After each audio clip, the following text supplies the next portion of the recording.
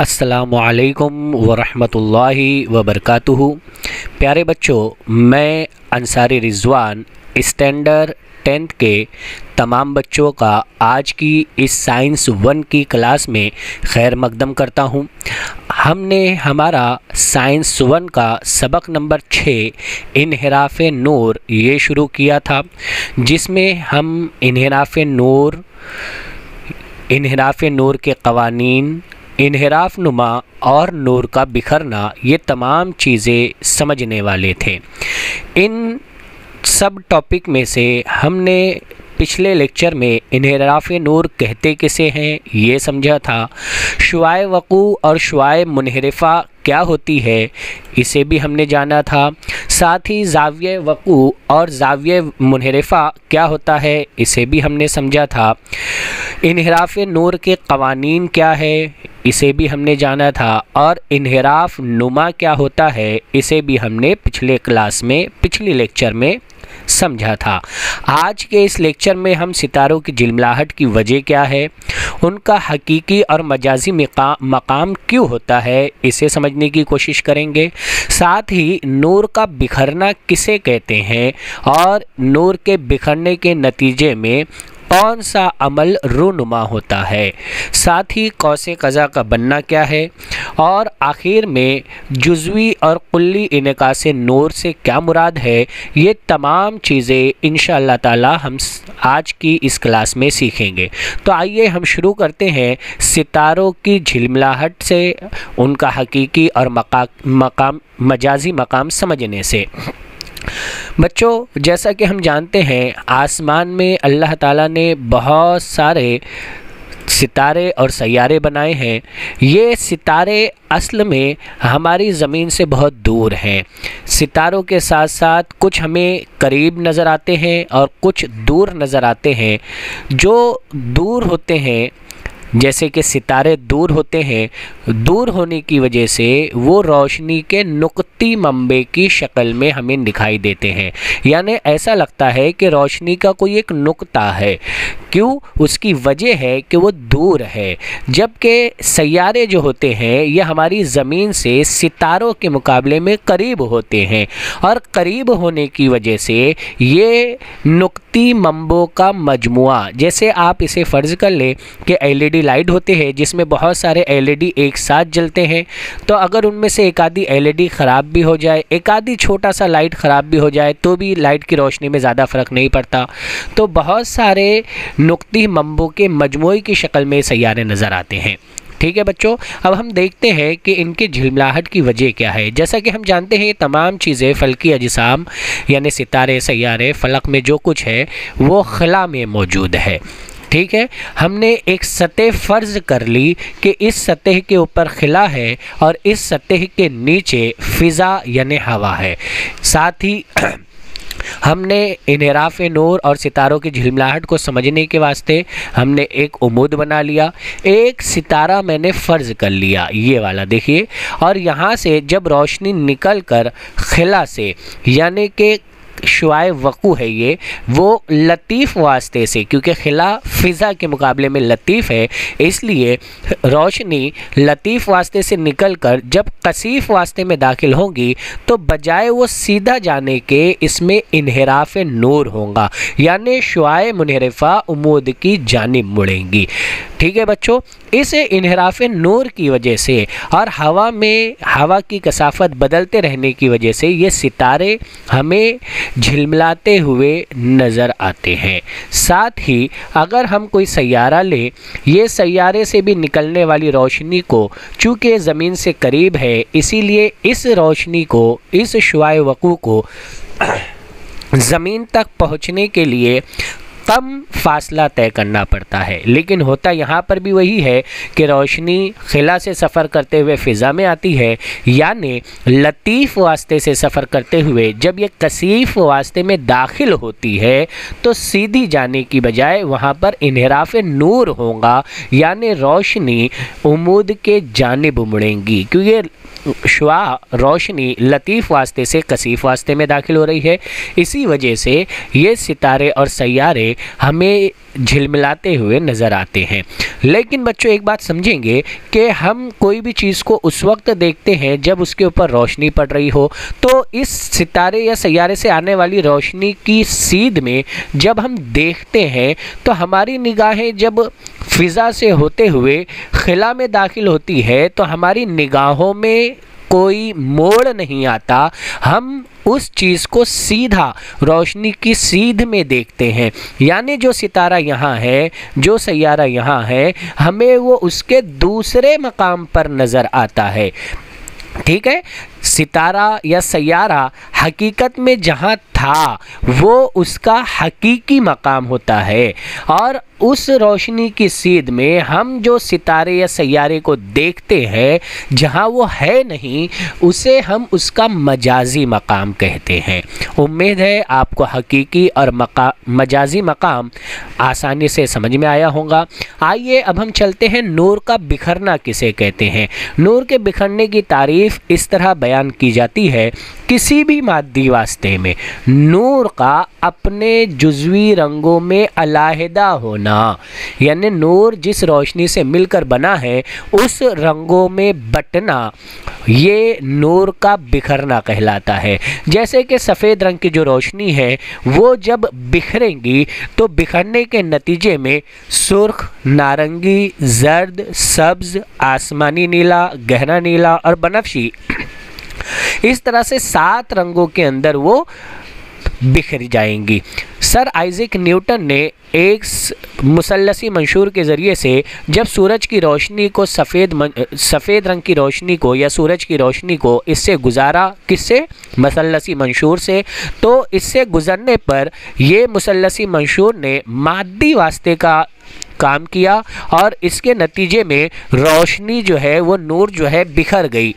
नूर का बिखरना इसी को कहते हैं कि यहाँ पर क्या हुआ कि ये रोशनी एक मादी वास्ते से गुजरी और उसके अपने जुज़वी रंग, यानी ये सफ़ेद रंग की रोशनी जिस रंगों से मिलकर बनी थी उस रंगों में दोबारा अलहदा हो गई। यहाँ अगर हम देखें तो सबसे कम जो मुड़ती है, इन्हिराफ होता है, वो सुर्ख रंग की रोशनी, और सबसे ज़्यादा जो है वो बनफशी रंग की रोशनी। इसीलिए हम सुर्ख रंग की रोशनी का इस्तेमाल ख़तरों की जगह पर करते हैं ताकि वो दूर से भी आसानी से नज़र आ जाए। आइए अब हम चलते हैं इनेकासे नूर और इन्हिराफ नूर को पहले समझ लेते हैं ताकि कौसे कज़ा बनने का अमल और जुज़वी और कुल्ली इनेकास हमें अच्छे से समझ में आए। तो पहले हमने एक सतह ली है। ये ऐसी सतह है, ठोस सतह, जिसके आर पार रोशनी नहीं गुजर सकती। मिसाल हम ये समझ लें, हम ये कोई दीवार है, ठीक है, या कोई शीशा है, कोई आईना है। तो हमने जब एक उम्मीद इसके ऊपर फ़र्ज़ कर लिया, बना लिया, ताकि हम रोशनी की सफ़र को, उसके सिमत को अच्छे से समझ सके। हमने क्या किया, नूर की एक शुआ लिया और इस सतह के ऊपर हमने डाला, इसे हम कहेंगे शुआए वकू। तो चूँकि ये रोशनी हमने फ़र्ज़ किया है कि ये कोई आईना है, तो ये रोशनी इस आईने के पार तो नहीं जा सकेंगी। तो क्या होगा कि ये रोशनी इस आईने से टकरा कर वापस जाएंगी और इसे हम शुआए मुनेकिसा कहेंगे। इस अमल को हम इनेकासे नूर कहते हैं, यानी रोशनी का किसी सतह से टकरा कर वापस जाना। ठीक है, ये क्या कहलाएगा? इनेकासे नूर कहलाएगा। क्यों वापस गई? क्योंकि रोशनी इस सतह के पीछे नहीं जा सकती थी, इस आईने के पीछे नहीं जा सकती थी। उस सूरत में क्या होगा? इनेकासे नूर होगा। आइए अब देखते हैं कि हमने एक सतह ली है और इसमें हमने एक उम्मीद बनाया है। साथ ही पहला वास्ता हमने लिया है जिसमें नूर की शुआ जो है वो सफ़र कर रही है। शुआए वकू पहले वास्ते से दूसरे वास्ते में भी दाखिल होंगी, यानी दूसरा वास्ता ऐसा है जिसमें से शुआ गुज़र सकती है, जैसे हमने खिला और फ़िज़ा लिया था। ठीक है, तो दूसरे वास्ते में दाखिल होने के बाद ये रोशनी सीधी ना जाते हुए क्या होंगी? अपनी सिमत थोड़ी सी तब्दील करेंगी, यानी शुआए मुनरफ़ा अपनी सिमत तब्दील करेंगी और इसे ही हम इन्हिराफ नूर कहेंगे। इन्हिराफ नूर की तारीफ़ इस तरह बयान की जाएंगी कि नूर की शुआ का एक वास्ते से दूसरे वास्ते में दाखिल होने पर अपनी सिमत का तब्दील करना, ठीक है, ये इन्हिराफ नूर कहलाएगा। उम्मीद है आपको इन्हिराफ नूर और इनेकास नूर अच्छे से समझ में आया होगा। आइए अब हम देखते हैं कौसे कज़ा बनना। बच्चों, ये एक कुदरती मज़हर है, यानी कुदरत में ये चीज़ रूनुमा होती है और इस कुदरती मज़हर के वक़ू पज़ीर होने में कई कुदरती अवामिल एक साथ अंजाम दिए जाते हैं, जैसा कि नूर का बिखरना, इन्हिराफ नूर, अंदरूनी इनेकास नूर वगैरह। ये तमाम चीज़ें एक साथ वक़ू पज़ीर होती है। आइए हम इसे समझते हैं। हमने पानी का एक कतरा लिया है, आपको समझाने के लिए हमने पानी का कतरा बहुत बड़ा बताया है। इतना बड़ा पानी का कतरा होता नहीं है, हम जानते हैं। ये पानी का कतरा बारिश के दिनों में फ़िज़ा में होता है। जब रोशनी इस फ़िज़ा से सफ़र करते हुए इस पानी के कतरे में आती है तो ये पानी का कतरा मंसूर की तरह काम करता है। ये मादी वास्ता मंसूर की तरह काम करता है और जब ये फ़िज़ा से होते हुए इस पानी के कतरे में दाखिल होने लगती है तो इस सतह के ऊपर इन्हिराफ नूर भी होगा क्योंकि वास्ता तब्दील हो रहा है, और साथ में नूर का बिखरना भी होगा क्योंकि ये पानी का कतरा मंसूर की तरह काम करने वाला है। तो ये दोनों होने के नतीजे में क्या होगा कि यहाँ पर जब ये अंदरूनी सतह से उसकी टकराएंगे तो यहाँ पर अब अंदरूनी इनेकास होगा, यानी रोशनी की कुछ मिकदार तो बाहर चले जाएंगी, लेकिन आने वाली ये कुछ रोशनी ये वापस टकरा करके पानी की बूंद की तरफ आएंगी और यहाँ से बाहर जब फ़िज़ा में निकलने लगेंगी तो चूँकि वास्ता तब्दील हो रहा है इसीलिए यहाँ पर फिर से इन्हिराफ नूर और नूर का बिखरने का अमल होगा और नतीजे के अंदर हमें कौसे कज़ा बनती हुई नज़र आएंगी। बच्चों, यहाँ पर आपको सुर्ख और बनफशी रंग की सिर्फ शुआएँ दिखाया गया है, यानी जो सबसे ज़्यादा है जो सबसे कम है, इसके दरमियान की तमाम शुआएँ इसके अंदर आ जाएंगी। हमारी किताब में शक्ल नंबर 6.10 वहाँ पर भी ये चीज़ को ऐसा ही बताया गया है। तो इस तरह से ये कौसे कज़ा बनने का अमल रूनुमा होता है, मुकम्मल होता है। आइए अब हम चलते हैं जुज़वी और कुल्ली अंदरूनी इनेकास की तरफ। हमने पानी ले लिया, इस पानी के अंदर पानी की सतह है और पानी से ऊपर ये हवा है।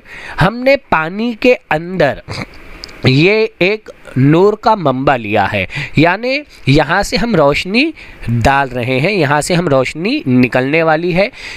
यहाँ से जब रोशनी निकलेंगी तो उसकी बहुत सारी शुआएँ निकलेंगी, तो हम उसमें से एक एक शुआ करके लेते हैं। पहली शुआ वो है जो बिल्कुल सीधी जा रही है। बच्चों, हम जानते हैं कि नूर के मंबे से निकलने वाली शुआएँ जितनी भी होती है वो शुआए वक़ू कहलाती है। तो ये शुआए वक़ू कैसी जा रही है? बिल्कुल 90 डिग्री में ख़त मुस्तकीम में जा रही है। हमने पढ़ा था इन्हिराफ नूर के क़वानीन में कि वहाँ पर अब कोई इन्हिराफ नहीं होगा कि जब रोशनी 90 डिग्री से कायमा ज़ाविया बनाते हुए एक वास्ते से दूसरे वास्ते में दाखिल होती है, लेकिन इस रोशनी का कुछ हिस्सा टकरा करके वापस आता है।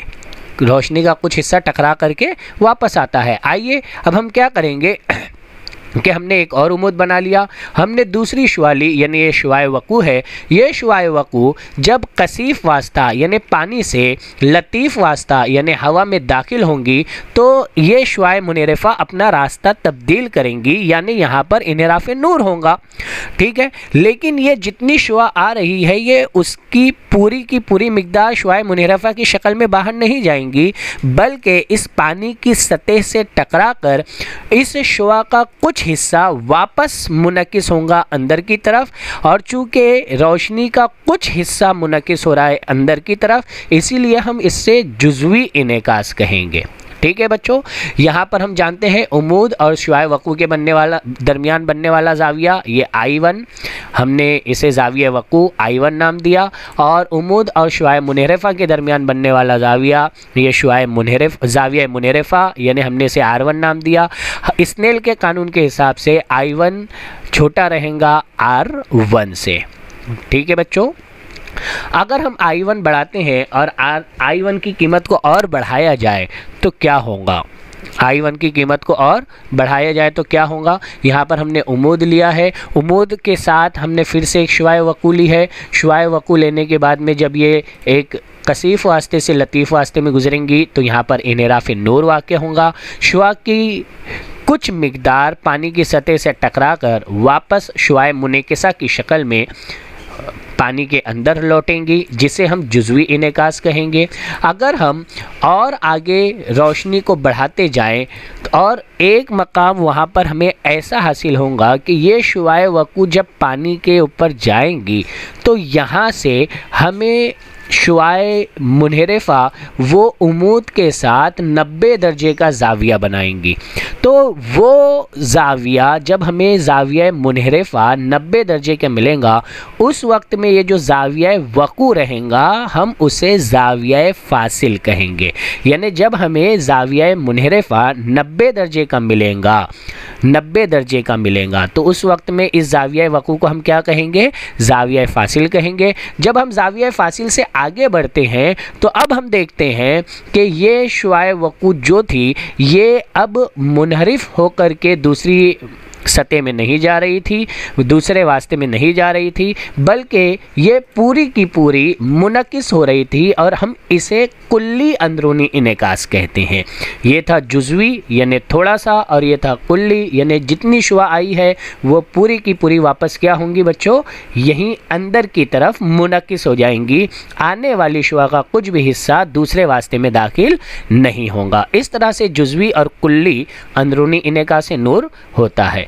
आइए अब हम इन्हिराफ नुमा का ज़ाब्ता एक मरतबा रिवाइज़ कर लेते हैं कि इन्हिराफ नुमा के ज़ाब्ते में n12 यानी v1/v2 पहले वास्ते में नूर की रफ़्तार और दूसरे वास्ते में नूर की रफ़्तार, v1/v2 हम इसे शॉर्ट में लिखते हैं। अगर हमें दूसरे वास्ते की बनिस्बत पहले वास्ते का इन्हिराफ नुमा मालूम करना हो तो हम 2-1 लिखते हैं, n21, और इस सूरत में 2v2 ऊपर आएगा और v1 नीचे आएगा। अगर पहला वास्ता खिला हो, ये याद रखेंगे बच्चों, पहला वास्ता खिला हो तब दूसरे वास्ते का इन्हिराफ नुमा सिर्फ मुतलक इन्हिराफ नुमा कहलाएगा। यहाँ पर हम लफ्ज़ इस्तेमाल करेंगे मुतलक का, और उस सूरत में हम ये n12 या n21 नहीं लिखेंगे, सिर्फ हम n लिख करके हमारा n लिख देना ये काफ़ी होगा। आइए अब हम इस ज़ाब्तों की मदद से कुछ सवालात हल करने की कोशिश करते हैं। पहला सवाल दिया है पानी का मुतलक इन्हिराफ नुमा, मुतलक दिया गया है। देखिए बच्चों, पानी का मुतलक इन्हिराफ नुमा 1.36 है। पानी में नूर की रफ़्तार मालूम कीजिए। हमें खिला में नूर की रफ़्तार दी गई है, हम क्या करेंगे? दी हुई मालूमात को पहले जमा करेंगे एक जगह। अगर खिला में नूर की रफ़्तार नहीं दी गई है तो हम यही लेंगे, और अगर दी गई है तो जो दी गई है हम वो कीमत लेंगे। जैसा कि यहाँ पर ये कीमत दी गई है, मैं इसे लूँगा v1, ठीक है, ये कीमत को मैंने v1 फ़र्ज़ कर लिया। दूसरा, हमें मुतलक इन्हिराफ नुमा यानी n दिया हुआ है। देखिए बच्चों, ये मुतलक लफ्ज़ आया है यानी पहला वास्ता खिला है, इसलिए हम सिर्फ n इस्तेमाल करेंगे। ये कितनी कीमत दी है? 1.36, और हमें क्या मालूम करना है? पानी में नूर की रफ़्तार मालूम करनी है, यानी हमें v2 मालूम करना है। हमारा ज़ाब्ता क्या है? n बराबर v1/v2। n की कीमत क्या है यहाँ पर हमारे पास में? 1.36 है, तो इस n की जगह पे मैंने 1.36 रख दिया। v1 की कीमत क्या है? 3 × 10 है, 3 × 10⁸, ये मैंने ये रख दिया। और v2 हमारा ऐसी के ऐसी रहेगा, v2 तो हमें मालूम करना है। इसके बाद इस v2 को हम क्या करेंगे? बराबर के दूसरे जानिब लेकर जाएंगे, और 1.36 को जब इस तरफ लेकर आएंगे तो वो नसब नुमा में आ जाएगा। ठीक है बच्चों, जब हम इसे सॉल्व करेंगे, इसे हल करेंगे, तो हल करने के नतीजे में हमें जवाब 2.21 ज़रब 10 की क़ुव्वत 8 मीटर पर सेकंड मिलेगा। बहुत ही आसान सवालात होते हैं और हम इन्हें बहुत आसान तरीके से हल कर सकते हैं। पेपर में अक्सर पूछा जाता है बच्चों, अददी मिसालें जो होती है आप उसे कभी ना छोड़ें। आपने मालूमात लिख दी, ज़ाब्ता लिख दिया, यहीं आपको 1 मार्क्स मिल जाते हैं। सही कीमत रख करके आपने सही जवाब लिख दिया, यहाँ आपको दूसरा मार्क्स मिलता है। आइए एक और सवाल हम हल करते हैं। एक वास्ते में नूर की रफ़्तार 1.5 ज़रब 10 की क़ुव्वत 8 मीटर पर सेकंड है। दूसरे वास्ते में दाखिल होने पर इसकी रफ़्तार 0.75 ज़रब 10 की क़ुव्वत 8 मीटर पर सेकंड हो जाती है। तब दूसरे वास्ते का पहले वास्ते की बनिस्बत इन्हिराफ नुमा मालूम कीजिए। मालूमात दी गई है, ये हमारा v1 है जो हमें पहले वास्ते में दिया हुआ था। ऐसे ही दूसरे वास्ते में कितना दिया हुआ है? 0.75, तो हमने v2 ले लिया 0.75 × 10⁸, और हमें क्या करना है, इन्हिराफ नुमा मालूम करना है, यानी नीटा 1-2 हम मालूम करेंगे। हमने ज़ाब्ता रख दिया V1/V2, तो V1 की जगह पर हमने क्या रखा 1.5 × 10⁸ और V2 की जगह हम क्या रखेंगे 0.75 × 10⁸। ये 10 की कुवत 8, ये 10 की कुवत 8, ये कट जाएगा। हमारे पास में बचा है 1.5। अगर मैं इसे डायरेक्ट 15 लिखना चाहूँ तो रियाजी के उसूल के हिसाब से हम क्या देखेंगे, नसब नुमा में अशारिया के बाद कितने अदद है, अशारिया के बाद 2 अदद है, तो इस 15 को हमारे को ज़रब देना होगा 100 से। इसी तरीके से ये 0.75 को अगर मैं 75 लिखना चाहूँ तो हम देखेंगे ऊपर वाले अदद में अशारिया के बाद कितना अदद है, तो ये 1 अदद है, तो हम इसे ज़रब देंगे 10 से। ये रियाजी के उसूल है बच्चों। इसके बाद में अब हम इन्हें ज़रब दे लेंगे, 15 ज़रब 100 1500 हो जाएगा और 75 ज़रब 10 750 हो जाएगा। ये सिफ़र कट जाएगा, 75 एका 75 और 75 दूनी 150। हमारा जवाब आ गया फाइनली कि इन्हिराफ नुमा कितना रहेगा 2 रहेगा। उम्मीद है आज के दिन जो कुछ समझाया गया ये आपके समझ में आया होगा। आज के लेक्चर में सिर्फ इतना ही। जज़ाकल्लाहु खैर व अहसनुल जज़ा। अस्सलामु अलैकुम व रहमतुल्लाहि व बरकातुहू।